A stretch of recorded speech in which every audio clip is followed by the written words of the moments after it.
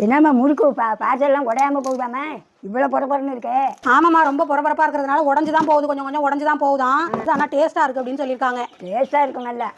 ஆனால் நொறுங்க அதான் ஒன்று. பரவாயில்ல, போட்டு கொடுங்க அப்படின்னு சொல்கிறாங்க. சரி சரி. அதனால தான் செஞ்சு கொடுத்துக்கிட்டு இருக்கோம். கிறிஸ்மஸ்க்கு எல்லாமே இந்த முறுக்கு, இந்த சீப்பு முறுக்கு, கெட்டி உருண்டை அதிரசம் எல்லாமே கேட்குறீங்க. ஆனால் கொஞ்சம் கொஞ்சம் முறுக்கு வண்டி உடையதாங்க செய்யும்.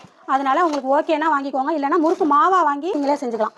இந்த முறுக்காக இருந்தாலும் சீப்பு முறுக்காக இருந்தாலும் பக்குவமாக என்ன சேர்க்கணுமோ கரெக்டாக சேர்த்து கரெக்டாக மாவு அரைச்சி ரெடி பண்ணோம்னா முறுக்கு செம்ம டேஸ்ட்டாக தாங்க வரும். நம்ம ஏற்கனவே இதெல்லாம் வீடியோ போட்டிருக்கோம். இது என்ன முறுக்குன்னு பார்த்தீங்கன்னா இனிப்பு முறுக்கு தாங்க. இது சீப்பு முறுக்கு செய்வோம்ல, அதே மாவில் செய்கிறது தான் இந்த இனிப்பு முறுக்குமே. இதுவுமே கொஞ்சம் கொஞ்சம் உடைய தான் செய்யும். இதுவும் நிறைய பேர் ஆர்டர் போட்டிருக்காங்க. இங்கே பார்த்தீங்கன்னா மசாலா எல்லாமே பாக்கெட் போட்டு வச்சிருக்கோம். இப்போ கவர் எல்லாம் மாற்றிட்டோங்க, ஏன்னா சாதாரண கவர் உடஞ்சி போகுது அப்படின்னு சொல்கிறாங்க.